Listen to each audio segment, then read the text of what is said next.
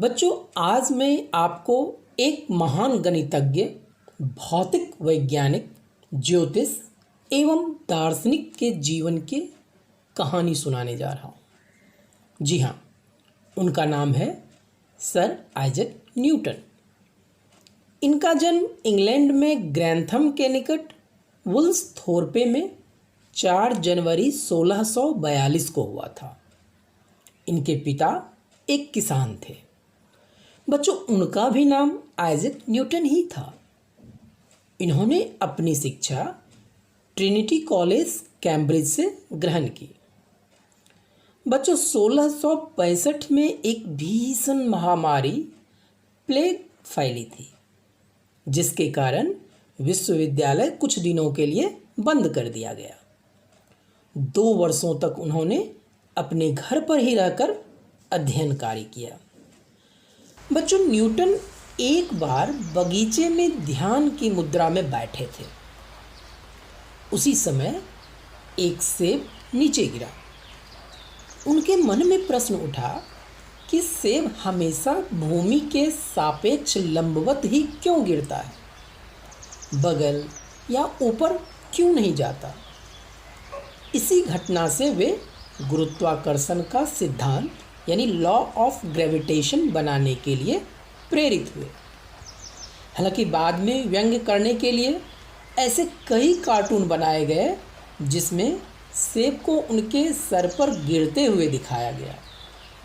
बच्चों, इस घटना से न्यूटन गुरुत्व बल से परिचित हुए और उन्होंने लॉ ऑफ यूनिवर्सल ग्रेविटेशन यानी गुरुत्वाकर्षण का सार्वत्रिक नियम खोज निकाला।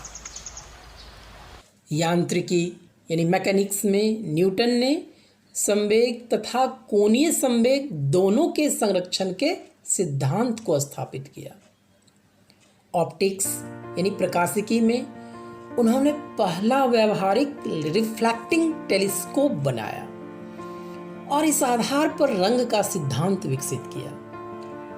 बच्चों, उन्होंने यह भी दिखाया कि रंगीन प्रकाश को अलग करने और भिन्न वस्तुओं पर चमकाने से रंगीन प्रकाश के गुणों में कोई परिवर्तन नहीं आता। इस प्रकार उन्होंने देखा कि रंग पहले से रंगीन प्रकाश के साथ वस्तु की अंतःक्रिया का परिणाम होता है, न कि वस्तुएं खुद रंगों को उत्पन्न करती है। न्यूटन ने दर्शाया कि पृथ्वी पर वस्तुओं की गति और आकाशीय पिंडों की गति का नियंत्रण प्राकृतिक नियमों के समान समुच्चय के द्वारा होता है। इसे दर्शाने के लिए उन्होंने ग्रहीय गति के केपलर के नियमों तथा अपने गुरुत्वाकर्षण के सिद्धांत के मध्य निरंतरता स्थापित किया। इस प्रकार से सूर्य केंद्रीयता और वैज्ञानिक क्रांति के आधुनिकीकरण के बारे में संदेह को दूर किया। इन्होंने गति के तीनों नियमों की व्याख्या की। इनके प्रथम नियम के अनुसार यदि कोई वस्तु स्थिर अवस्था में है तो स्थिर ही रहेगा और यदि गतिशील अवस्था में है तो गतिशील ही रहेगा, जब तक कि उस पर कोई बाहरी बल कार्य ना करे। अपने द्वितीय नियम की व्याख्या करते हुए इन्होंने कहा कि किसी वस्तु के संवेग में परिवर्तन की दर उस पर लगाए गए बल के समानुपाती होता है तथा संवेग में परिवर्तन की दिशा वही होती है जो बल की दिशा होती है। और अपने तृतीय नियम की व्याख्या करते हुए उन्होंने बताया कि प्रत्येक क्रिया के बराबर और विपरीत प्रतिक्रिया होती है। तो बच्चों, इस प्रकार उन्होंने गति के तीनों नियमों की व्याख्या की। अप्रैल 1705 में क्वीन एनी ने न्यूटन को ट्रिनिटी कॉलेज कैम्ब्रिज में अपने एक शाही यात्रा के दौरान नाइट की उपाधि प्रदान की। 31 मार्च 1727 को लंदन में न्यूटन की मृत्यु हो गई। उन्हें वेस्टमिंस्टर एब्बे में दफना दिया गया।